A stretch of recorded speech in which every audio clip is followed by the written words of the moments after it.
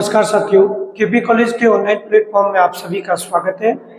हम BA third semester Hindi साहित्य के नरेश मेहता के द्वारा लिखी गई कविता किरण डेनोए को पढ़ा था।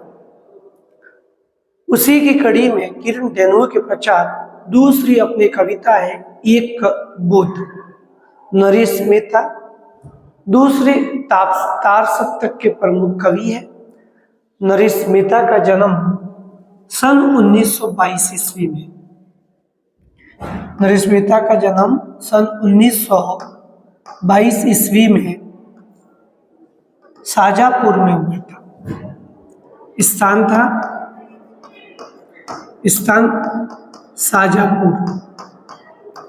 शाजापुर मालवा क्षेत्र के अंतर्गत आता है। मध्य प्रदेश शाजापुर में इनका जन्म हुआ 1911 ईस्वी में। इनका जो मूल नाम है वह पूर्ण शंकर था। मूल नाम नरेश मेहता का मूल नाम पूर्ण शंकर। ये दूसरे तार सप्तक के कवि है। द्वितीय तार सप्तक के कवि।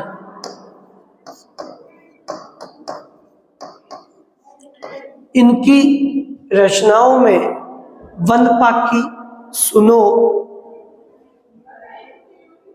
बोलने दो छेड़ को,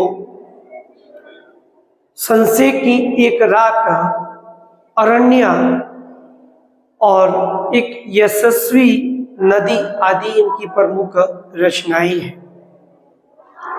नरेश मेहता का निधन सन 2000 ईस्वी में हुआ। दूसरे तार सप्तक के प्रमुख कवि है। इनकी एक प्रसिद्ध कविता है एक बुद्ध। एक बुद्ध कविता जो कवि ने जो आधुनिकता और प्राचीन संस्कृति के बीच में एक सामंजस्य को स्पष्ट किया है कि जो प्राचीन जो संस्कृति जो पीछे छूट गई है, लेकिन व्यक्ति है जो नवीन संस्कृति आधुनिकता में जाता है, मशीनीकरण सभ्यता के युग में वह प्रवेश करता है, तो उसे एक स्वयं को वह एक पीड़ित सा मानता हुआ वह अपने अस्तित्व को भी खो देता है। तो आधुनिकता और पुरानी संस्कृति के बीच के सामंजस्य को इन्होंने स्पष्ट किया है और मशीनी युग से जोड़ने का प्रयास किया है। जो एक नवीन संस्कृति में प्रवेश करने के बाद भी वो पुरानी संस्कृतियों को से जुड़ा हुआ होता है। जैसे वह वैशाखी के इस सहारे, उसी के स्मृतियों के सहारे वह पुरानी संस्कृति है जो उसके सहारे वह चलता है।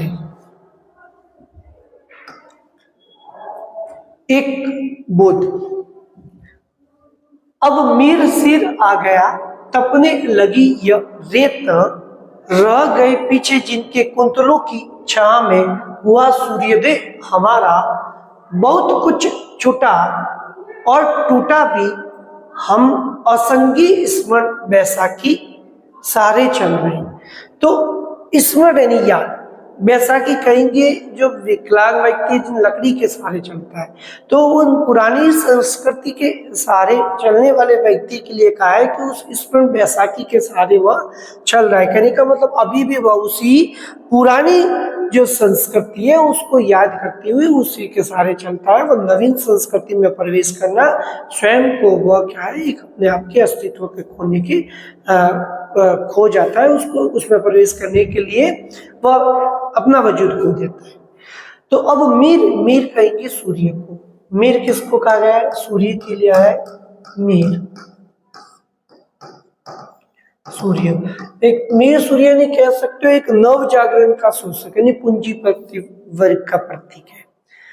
तो अब सिर जो मीर है सिर आ गया है, तपने लगी यह रेत। तो सूर्य है जो अभी सूर्य एक सिर पर मस्तक पर आ गया है और जैसे कि तेज धूप तपने लगी, जिससे रेत है वह तपने लगी है। रह गए पीछे जिनके कुंतलों की छां में, कुंतल कहेंगे आप केस को, कुंतल केस के लिए। तो जो कहने का मतलब है कि कुछ परिवर्तन यानी समय का एक लक्षण है, और उस परिवर्तन समय बदलने के पश्चात भी मनुष्य उसी के अनुरूप समय के अनुकूल है, उसे बदलना चाहिए। लेकिन अभी भी कुछ पुराने जो व्यक्ति है उन्हीं स्मरण यानी वैसाखियों के सारे रहते हैं। मनुष्य के जो कुछ संस्कार है किसी काल विशेष से जुड़े हुए होते हैं और वह उसी के अनुरूप है, उनके संस्कार भी बदलते हैं। तो वे जो नवीन मशीनी युग में न बदलकर उसी पुरानी कुंतलों की साम यानी पुरानी परंपरा में ही जो चल रहे हैं वह सूर्योदय हमारा यानी नए युग का जो उदय हुआ है। फिर भी बहुत कुछ छूटा, जो पुरानी संस्कृति पीछे छूट गई है और वह नवीन मशीनी युग से जुड़े, तो उस कुंतलों के जो साम है जो पुरानी संस्कृति में चलने वाले हैं वह पीछे छूट गई, क्योंकि नया सूर्य उदय हो गया है और बहुत कुछ टूटा और छूटा यानी पीछे रह गया। बहुत कुछ छूटा और टूटा भी हम असंगी कह सकते हो, जिसके साथ कोई साथ ना, असंगी।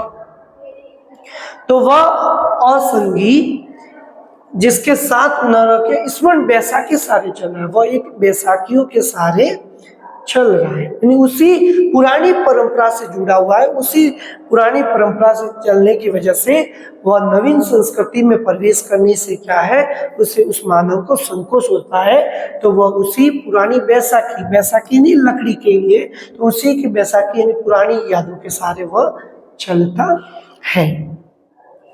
फिर आगे कवि कहता है कि जो मनुष्य जन्म के जिस पद पर वह आगे जो बढ़ता है ना, मनुष्य आगे बढ़ता है तो उसके पीछे है जो उसके पदचिन्ह बनते हैं। रेत के पदचिन्ह ही क्या, यही है हमारे लिए अनुधावित रहे। अनुधावित यानी अनुकरण करने वाला, नकल करने वाला। इनकी मैत्री क्या, जो अनुधावित है, जो हमारा अनुकरण कर रहा है, उससे उस मैत्री करना वह है। अब हमारे और उसे छूटे विगत के बीच संबंध है तो यह कि हम प्रव्रजावसित है। प्रव्रजावसित कहने का मतलब है जो पीछे चलने वाला, जो पीछे छूट गया है। ऋतु अभिषेक सिर पर झेलते, ऋतु अभिषेक सिर पर झेलते बाल पर संकोच रेखा, विवस्ताए कंठ में अनागत यात्रा, सम्मुख तवे से जल रही हम आयु के अस्वत्थ अपने सा भी स्वीकार जिसको है नहीं।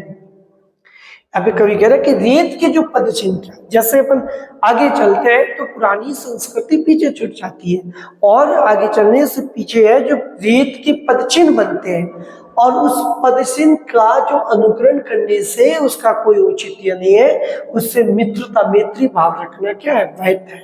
तो अनुधावित कहेंगे अनुकरण करने वाला, अनुधावित।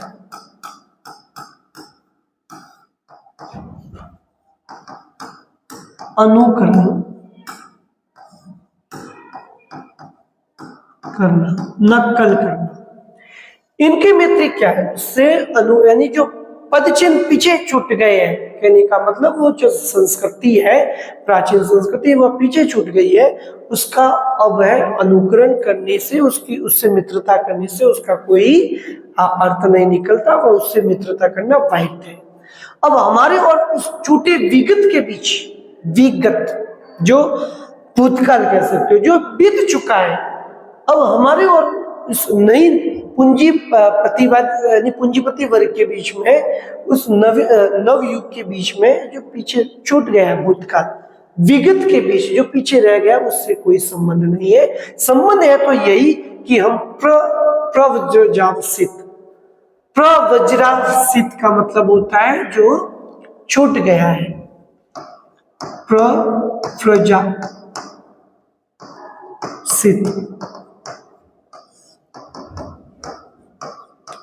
पीछे छोड़ देना, जिसको हमने पीछे छोड़ दिया है, जो पीछे छूट गया है, उससे हमें कोई औचित्य नहीं है। ऋतु अभिषेक सिर पर झिलती है। अब जो नई जो सभ्यता है, नई संस्कृति है, वह क्या है, आपका अभिषेक करिए पर बाल पर संकुश रेखा, लेकिन वह उस नई संस्कृति को अपनाने के लिए उनके मस्तक पर क्या है, संकोच, यानी उसे वह अपनाने के लिए तैयार नहीं है। विवशता कंठ में उनकी वह विवशता है कि वह नवीन संस्कृति में जाना है, तो उनको क्या है, एक संकोच सा अनुभव हो रहा है, उनकी वह विवशता हो गई है।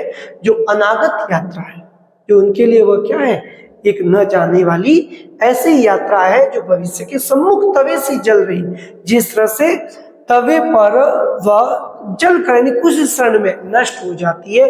तो नवीन संस्कृति के अपनाने के लिए वह एक स्वयं है, वह विवश संकोच अनुभव करते हैं। उनके लिए वह सम्मुख तवे पर गिरने के समान, जल की बूंदों के समान है। हम आयु के अश्वत्थ, वो उसे अपनाने में, उसको अपनाने में स्वयं जो है अपना जो अस्तित्व है वह भी क्या करते हैं, खो देते हैं। नहीं, उसको अपनाने के लिए, नव युग को अपनाने के फेर में, नए युग को अपनाने के फेर में जो पड़े हुए मनुष्य के सामने अपने अस्तित्व खोने का संकट उत्पन्न होता है। तो उस नई संस्कृति को, नई सभ्यता को अपनाने में स्वयं का जो अस्वत्थ है, यानी अपना अस्तित्व है, वह खो देते हैं।